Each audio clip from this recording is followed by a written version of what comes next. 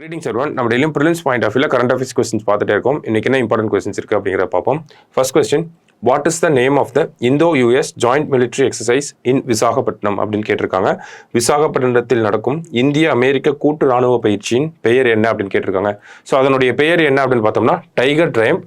So இந்த exercise வந்து ஒரு ட்ரை சர்வீஸ் எக்ஸசைஸ், ஓகேவா? அதாவது நேவி, ஏர்ஃபோர்ஸ் அண்ட் ஆர்மி இவங்க எல்லாருமே கலந்துப்பாங்க இந்த எக்ஸசைஸில். அதுதான் வந்து ட்ரை சர்வீஸ் எக்ஸசைஸ் அப்படின்னு சொல்கிறோம். அந்த ட்ரை சர்வீஸ் எக்ஸசைஸ் இந்தியாவும் அமெரிக்காவும் சேர்ந்து பண்ணுறாங்க. அந்த எக்ஸசைஸ்க்கு டைகர் ட்ரையம்ப் அப்படின்னு சொல்லி பேர் வச்சிருக்காங்க. எங்கே நடக்குது அப்படின்னு பார்த்தோம்னா நமக்கு விசாகப்பட்டினத்தில் நடக்குது எக்ஸசைஸ், ஓகேவா? ஸோ அடுத்த question, which operation has India undertaken to ensure the security of the Indian Ocean region அப்படின்னு கேட்டிருக்காங்க. இந்திய பெருங்கடல் பகுதியின் பாதுகாப்பை உறுதி செய்ய எந்த ஆபரேஷனை இந்தியா மேற்கொண்டுள்ளது அப்படின்னு கேட்டிருக்காங்க.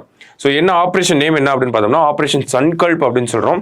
கிட்டத்தட்ட இந்த ஆப்ரேஷன் ஆரம்பித்து கரெக்டாக மார்ச் 23 தான் நமக்கு 100வது நாள் கம்ப்ளீட் ஆயிருக்கும், ஓகேங்களா? மார்ச் 23 தான் 100வது நாள் கம்ப்ளீட் ஆயிருக்கும். இந்திய பெருங்கடல் அந்த அரேபியன் சீல அதிகப்படியான தாக்குதல் அப்படிங்கிறது ஹவுதி கிளர்ச்சியாளர்கள் மற்றும் கடல் கொள்ளையர்கள்ட்டிருந்து இந்தியாவோட கப்பல்கள் மற்றும் சர்வதேச கப்பல்களை காப்பாற்றுறதுக்காக இந்த ஆப்ரேஷன் சன்கல்ப் அப்படிங்கிற ஒரு விஷயத்தை இந்திய ராணுவம் வந்து ஆரம்பிச்சிருப்பாங்க, சரிங்களா? ஸோ அதுதான் இந்த கொஸ்டின், ஆப்ரேஷன் சன்கல்ப் அப்படிங்கிறது. ஸோ மற்ற ஆப்ரேஷன் பேர்லாம் பார்த்தோம்னா ஆப்ரேஷன் ஸ்பைடர்ஸ் அப்படிங்கிறத யூரோப்பியன் யூனியன் வந்து கொண்டு வந்திருப்பாங்க. யூரோப்பியன் யூனியன் எதற்கு எதிராக கொண்டு வந்திருப்பாங்கன்னா ரெட் சீல நடக்கக்கூடிய இந்த ஹவுதி கிளர்ச்சியாளர்களின் தாக்குதலை வந்து எதிர்கொள்றதுக்காக இந்த ஸ்பைடர்ஸ் மிஷனை வந்து கொண்டு வந்திருப்பாங்க. ஸ்பைடர்ஸ் அப்படிங்கிற வார்த்தை வந்து கிரீக் வார்த்தையா இருக்கு. அதுக்கு மீனிங் வந்து ஷீல்டு அப்படின்னு சொல்லுவாங்க, ஓகேவா?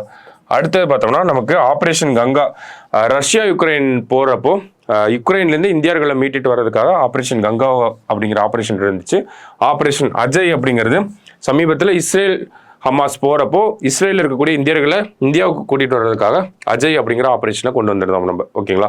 சமீபத்தில் கூட ஆப்ரேஷன் இந்திராவதின்னு சொல்லி ஹைத்தியில் இருக்கக்கூடிய இந்தியர்களை பக்கத்தில் இருக்கக்கூடிய டொமினிக்கன் ரிப்பப்ளிக்கு கூட்டிகிட்டு போகிறதுக்காக ஆப்ரேஷன் இந்திராவதி அப்படிங்கிறத போட்டிருந்தோம். அதெல்லாம் முன்னாடி போட்ட மிஷன். இது இப்போ ஆப்ரேஷன் சன்கல்ப் அப்படிங்கிறது இப்போ தான் 100 நாள் கம்ப்ளீட் பண்ணியிருக்கு, அதனால பார்க்குறோம். அடுத்தது, which state has the highest number of GI tags in India அப்படின்னு கேட்டிருக்காங்க. இந்தியாவில் அதிக புவிசார் குறியீடுகள் உள்ள மாநிலம் எது அப்படின்னு பார்த்தோம்னா உத்தரப்பிரதேஷ். சமீபத்தில் பார்த்தோம்னா ஒரே டைம்லேயே 60 ப்ராடக்ட்டுக்கு வந்து ஜிஐ டேக் கொடுத்துருப்பாங்க. ஸோ அதனால் அந்த ரேங்கிங் அப்படிங்கிறது நிறைய சேஞ்ச் ஆகிருக்கு. அந்த வகையில் முதல் இடத்துல உத்தரப்பிரதேஷ் 69 ப்ராடக்ட்ஸு. அடுத்தது பார்த்தோம்னா தமிழ்நாடு 58 ப்ராடக்ட்ஸ், ஓகேவா? ஜிஐ டேக் புவிசார் குறியீடுகள் அப்படிங்கிறது. வாரணாசி அப்படிங்கிற பகுதி இருக்கு இல்லையா? ஸோ ஒரே இடத்துல ஒரு பகுதியிலிருந்து அதிகப்படியான ஜிஐ டேக் எந்த பகுதி அப்படின்னு பார்த்தோம்னா அது வாரணாசி. 30 பொருட்கள் வந்து அந்த ஒரு பிளேஸ்லேருந்து மட்டுமே 30 ஜிஐ டேக்ஸ் அப்படிங்கிறது இருக்கு, ஓகேவா?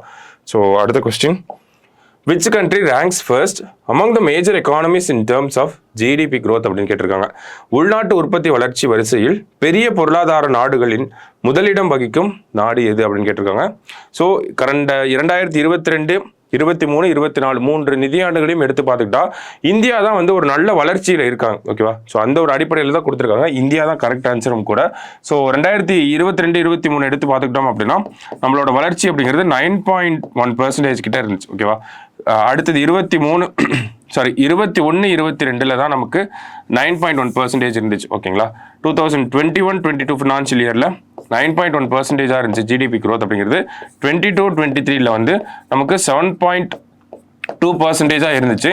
இந்த வருஷம் வந்து 23-24 வந்து நம்மளோட ஜிடிபி க்ரோத் வந்து 7.6% வரைக்கும் இருக்கும் அப்படிங்கிறத சொல்லியிருக்காங்க. அடுத்தது மறுபடியும் இந்தியாவோட பொருளாதார வளர்ச்சி 7% மேலே க்ரோ ஆகும் அப்படிங்கிறதையும் கணிச்சிருக்காங்க, சரிங்களா? ஸோ அந்த வகையில் எந்த ஒரு உள்நாட்டு உற்பத்தி வளர்ச்சியில் தொடர்ச்சியாக முதலிடம் இருக்கக்கூடிய நாடாக, ஓகேவா, பெரிய பொருளாதார நாடுகளில் முதலிடம் வகிக்கும் நாடாக யார் இருக்கும் அப்படின்னு பார்த்தோம்னா இந்தியா தான் இருக்காங்க. ஏன்னா ஒரு சீரான வளர்ச்சியை இந்தியா கொடுத்துட்டே இருக்காங்க. டிஸ்பைட் நமக்கு இன்டர்நேஷனல் ஸ்டேஜஸில் நிறைய பிரச்சனைகள் இருந்தாலும் ஒரு சீரான வளர்ச்சி அப்படிங்கிறது நம்ம கொடுக்குறோம். அதனால தான் நம்ம முதலிடத்தில் இருக்கோம், ஓகேவா? ஸோ கடைசியா, according to the World Bank which country ranks first in terms of remittances அப்படின்னு கேட்டிருக்காங்க. ரெமிட்டன்சஸ் அதாவது வெளிநாடுகளில் இருந்து அனுப்பும் தொகை. ரெமிட்டன்சஸ் அப்படின்னா நம்ம வீட்டில் ஒருத்தர் இருப்பாங்க, அவங்க வெளிநாட்டில் வேலை செஞ்சுட்டு இருப்பாங்க, அவங்க வாங்கக்கூடிய சம்பளத்தில் கொஞ்சத்தை அவங்க வச்சுட்டு மீதியை நம்ம வீட்டுக்கு அனுப்புறாங்க இல்லையா, அந்த மாதிரியான தொகைகளை தான் நம்ம ரெமிட்டன்சஸ் அப்படின்னு சொல்லி இங்கிலீஷில் சொல்றோம். ஸோ அந்த தொகைகள் சார்ந்து குறித்த உலக வங்கி கணிப்புப்படி முதலிடம் வகிக்கும் நாடு எது? So remittances in terms of ரெமிட்டன்சஸ்ல யார் ஃபர்ஸ்ட் இருக்காங்க அப்படிங்கிறத கேள்வி. அதுலயும் இந்தியா தான் ஃபர்ஸ்ட் இருக்காங்க. ஓகேவா, நம்மளோட ரெமிட்டன்சஸ்லாம் அதிகமாக இந்த மிடில் ஈஸ்ட் கண்ட்ரீஸ்ல இருந்து தான் வருது. ஓகேவா, கிட்டத்தட்ட இந்தியாவோட ரெமிட்டன்சஸ் வெளிநாடுகள்ல இருந்து இந்தியாவுக்கு வரக்கூடிய தொகைகள் அப்படின்னு பார்த்தோம்னா டாலர் வைஸ்ல சொல்றாங்க 135 பில்லியன் டாலர்ஸா இருக்கு. இதுவே இன் டர்ம்ஸ் ஆஃப் ருபீஸ்ல சொல்லணும் அப்படின்னா 20 lakh crore ருபீஸ்ல இருக்கு அப்படிங்கறத சொல்லியிருக்காங்க. ஓகேவா, யார் சொல்றாங்கன்னா வேர்ல்டு பேங்க் வந்து சொல்றாங்க.